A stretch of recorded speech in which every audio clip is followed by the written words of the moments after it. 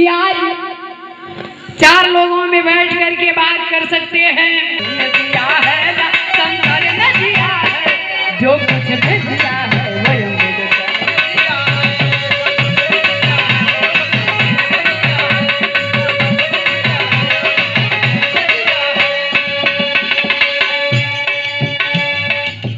आइए हमारी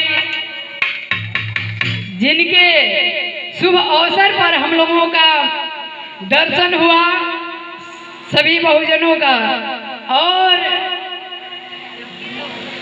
68वीं जयंती मनाई जा रही है हमारे बहन जी की, आयरन लेडी बहन कुमारी मायावती। वाह रे शेरनी, इनका नाम सुनते ही द्रोही थर-थर कांपते हैं।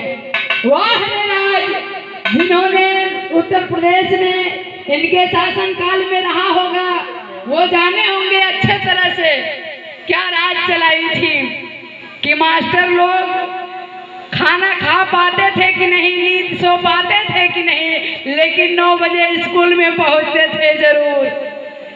वाह रे शासन काल।